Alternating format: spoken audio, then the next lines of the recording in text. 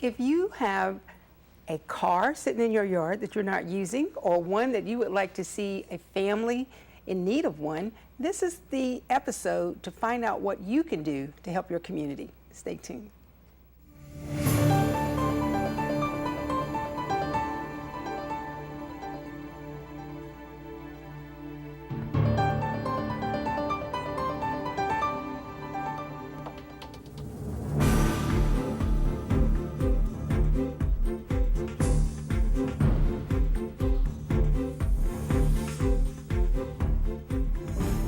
TCT presents Public Report, a look at the issues and events of importance to our viewing area. Now, here's your host. Hi, I'm Valda Ford, and it's my pleasure to have you here with us today to talk to Deborah Bryant and Kimberly Edwards about Wheels for Hope. Welcome. Thank you for having us.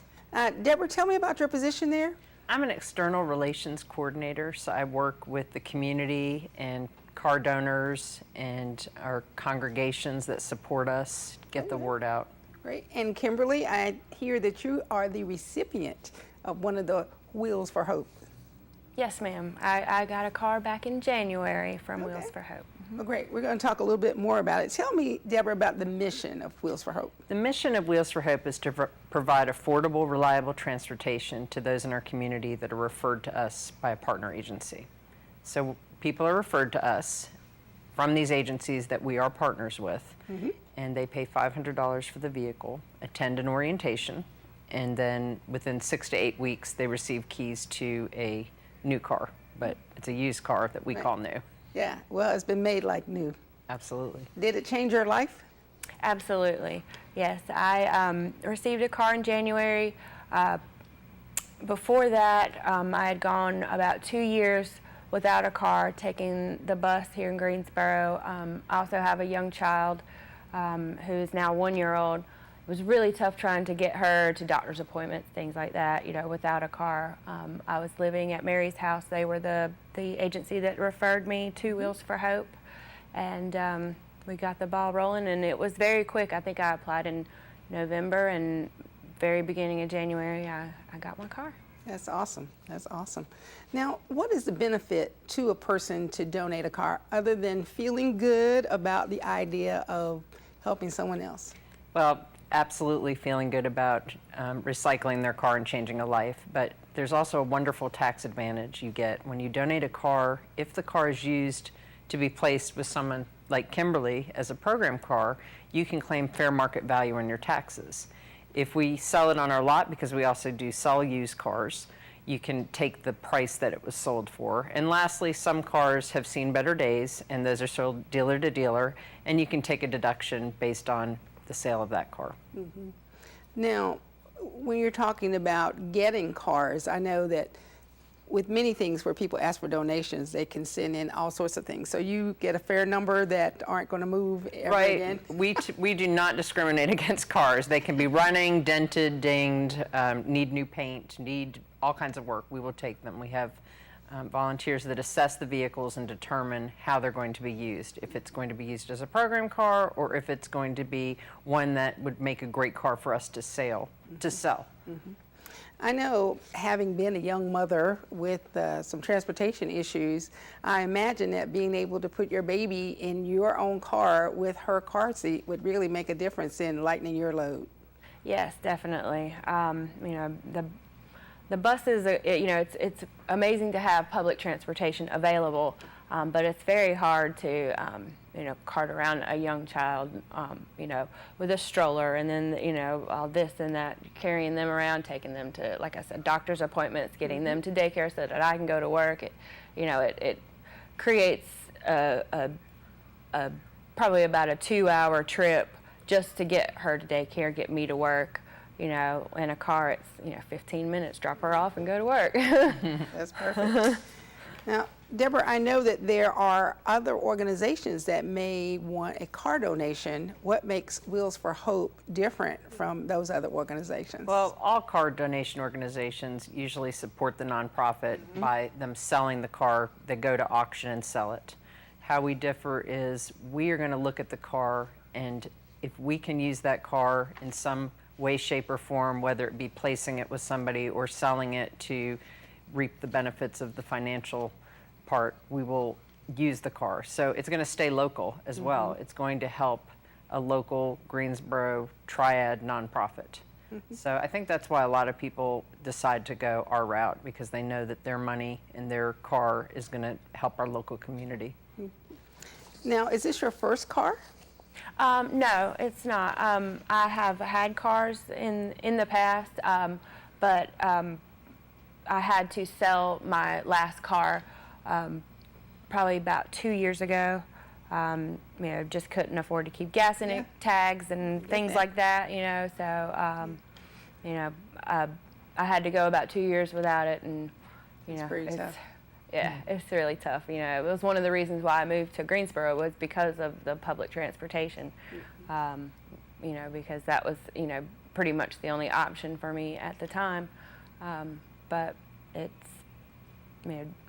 such an amazing thing to have, my own car, a safe car, a well-running car. Okay. Well, that's great. And speaking of safe and well-running, who repairs the cars? We have volunteers that repair the cars. They look at the car and determine what needs to be done, and then we have a wonderful partnership with Advance Auto. They provide a discount on our parts, and then our volunteers work on the cars. They do everything from changing the oil to bigger jobs. So there's a formula as to how much time we're going to spend on repairing the cars. So we rely on our volunteers immensely to do all that. And we also use partner garages that donate their time. And we have a need for car runners, because to get these cars to those garages or to the paint place or to the inspection, to the car wash. So really are a volunteer-driven organization, and we need volunteers to keep it running. Well, I think we have a picture of a car. So we're going to talk a little bit about it. I know that, wow, I'm looking at it now, and there is a big old bow on it, a big green bow, and I think that's you there with the glasses, feeling very excited, because I see that very beautiful child of yours in your arms. Yes. And how did it feel? I mean, did you know this is coming, or were you kind of surprised at how good a car it was? Were you kind of expecting you would get a clunker? I was really surprised at how nice it was. It's such a smooth ride. I think it's a 1999 model, but it only had 95,000 miles on it. It runs like a top. It's amazing.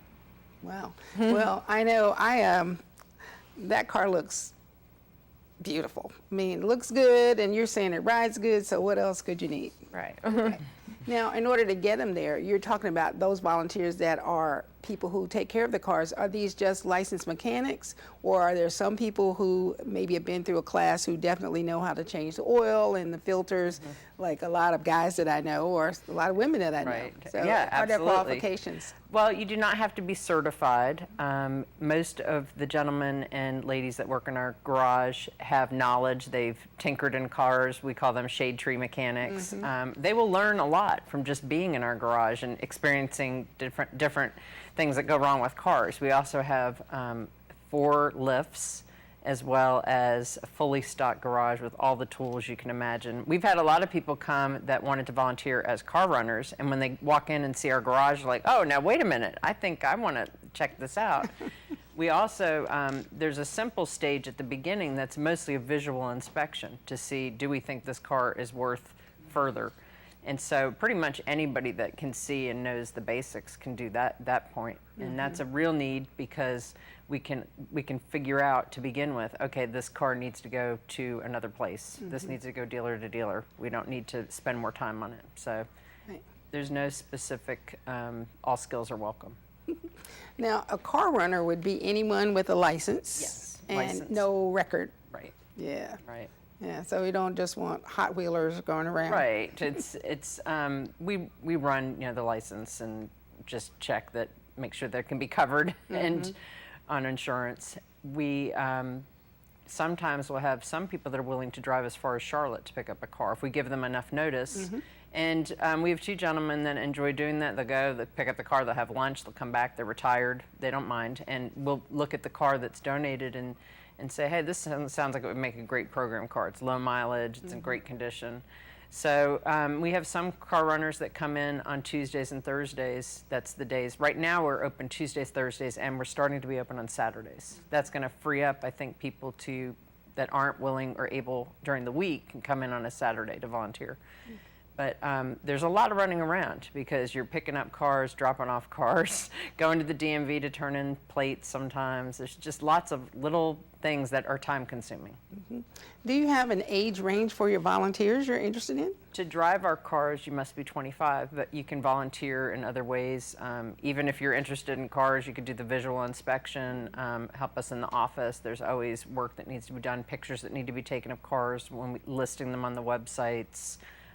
Helping us with administrative tasks. So 18 plus is fine, but 25 would be to drive the cars.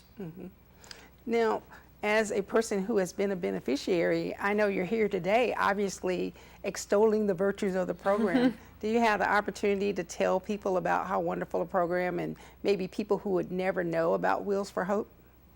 Yeah, I have a few friends that had received cars from Wheels for Hope prior to me applying for a car there, and they all sing the praises of the program and everything, and I couldn't be happier with my car. When I first got it, I think a couple of weeks in, I had a light come on, and I took it right up to the shop. The volunteer there stopped what he was doing, figured it out, took care of it, and I was on my way. It was, and I haven't had any problems since. Like I said, I just love it.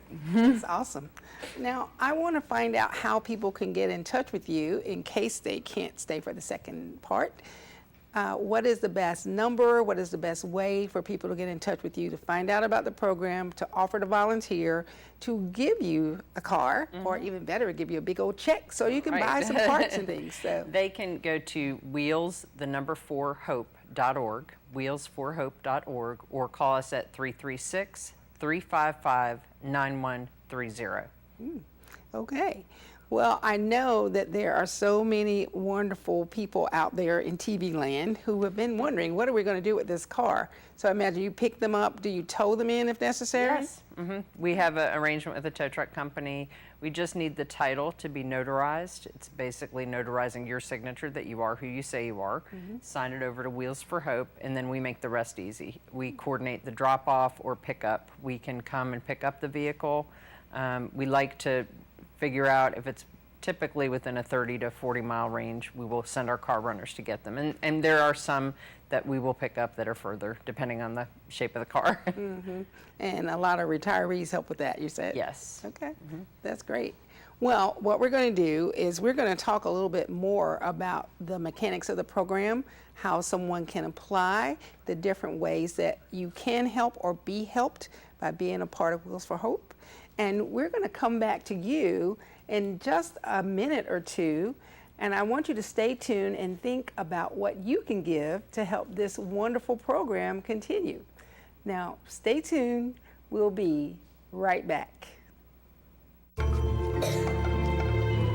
want some more. What's he doing? Please, sir, I want some more. More? He has asked more!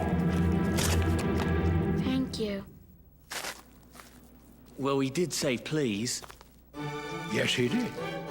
And thank you. Please, and thank you. Pass it on.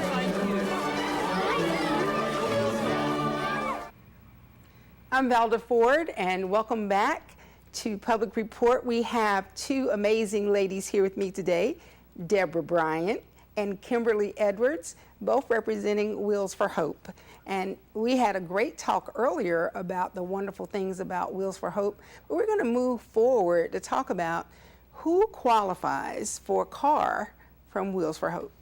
Well, people are referred to us from partner agencies. They are receiving case management services, and typically they have a relationship at that organization anywhere from 3 to 8 months, even up to a year. I believe Kimberly was right at a year. So the case manager calls us. They have a lengthy application. They have to show proof of employment, that they have a valid North Carolina driver's license. They submit their application. There must not be another car in the household. And we review that, and they pay their $500 up front. It's $500. I think it comes to $608 exactly, because we do the tags and the title and all the fees that are associated with it. So they pay that up front, and their application is looked at for what would be the best match of a car to go. They actually put on their application what their preference is. We not always have a car that matches that. So if it's a single mother that has one child, we could do a small sedan versus a mother that has 3 or 4 children. A minivan makes more sense. Right. Then they come to our garage for an orientation where we go over warranty, and they even have a car care 101 where they meet with the mechanic and learn how to change a tire, how to check your oil. These are used cars, all the different lights that come on the car, basic car stuff. Sometimes people are first-time car owners. So we really try to educate them, so when something goes wrong, they know to come back. Right, and it might also save them a lot from taking it somewhere when it just needs some oil or just needs a filter, or at least you know what it is or what that light means. I know sometimes when stuff lights up on my panel, I'm like, I don't know what that is. Then I have to go find the manual, which I don't know where that is either. Right. Now, once that happens, there's a car blessing.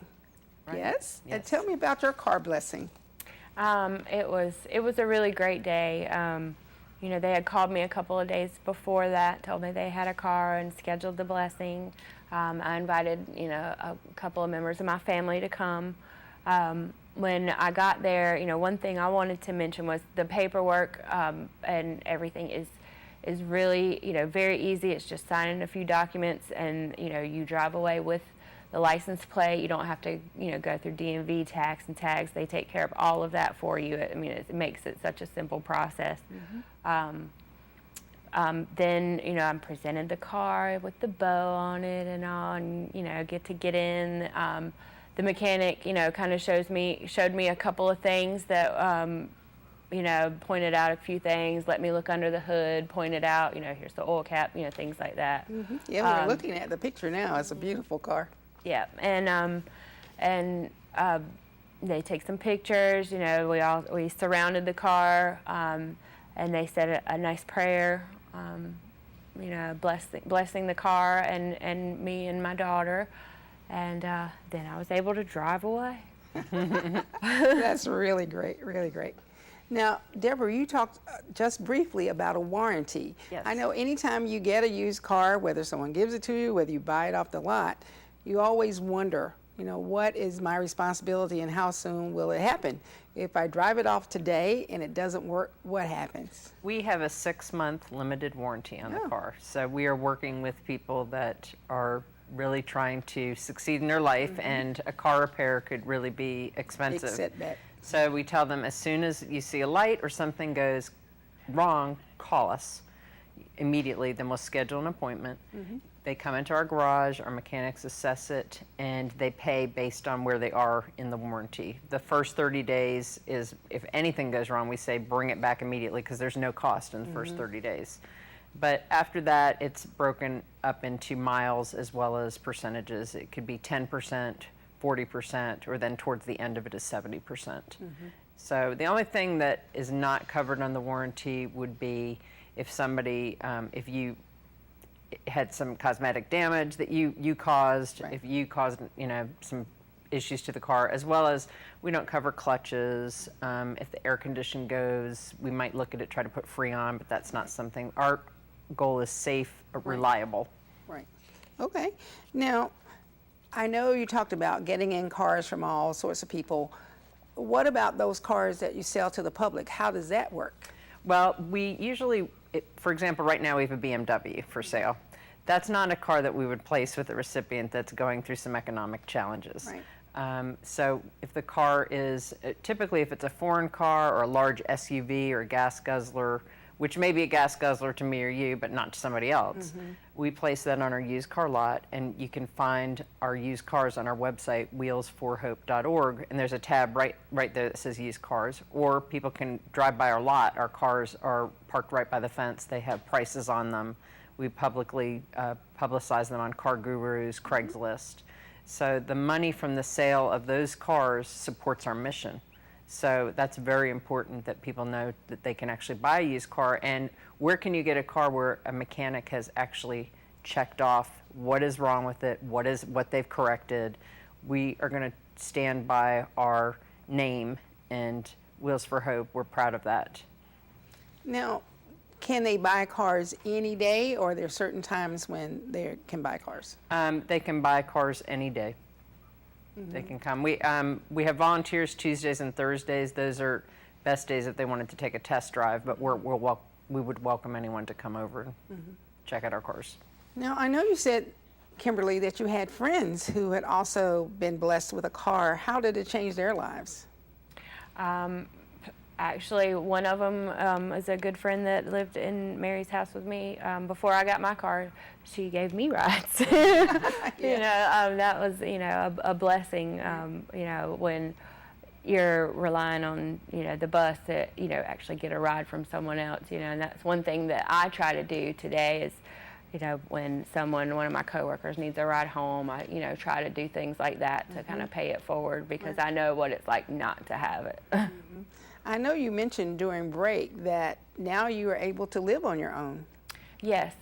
I just moved out this past month in May to my own place. I graduated the Mary's House program, and living in a little duplex house, me and my daughter, just the two of us. And it was really nice to be able to have a bigger, more options, you know, as far as living situation, because I have a car. I don't have to rely on finding something that's near a bus stop or, you know, things like that. So it really, you know, expanded my options as far as living situations. Yeah, I know it makes a difference when you have to stay where you have to stay versus stay where you want to stay. Absolutely. I'm so glad for you.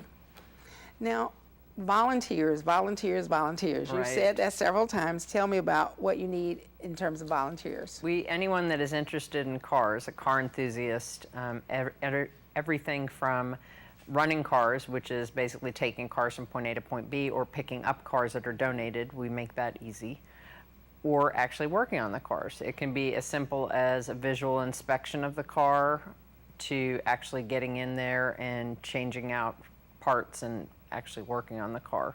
So we have a great garage, we have lifts, we have all the equipment.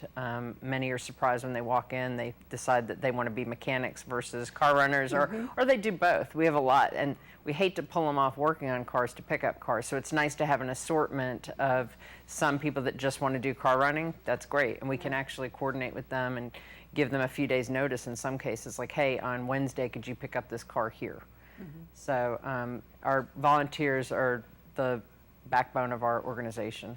So other than the people who are working on the cars or working around the cars directly, do you need people to help you with paperwork or anything, just even going to take a picture of the car, any other types? Because I know there are plenty of people out there who might have the time but have no propensity for taking care of a car. So. Right. We actually have quite a few administrative things, even computer work. A lot of our everything has to be put in the computer. Data entry, simple data entry would be very helpful, because that's so time consuming. Filing, paperwork. There's a lot of paperwork when you're dealing with the DMV, and we are a licensed DMV dealership. So there are lots of opportunities. When we go to sell the car, taking pictures of the car, posting them on websites, interacting with people that are interested in buying cars, that all is helpful. Okay.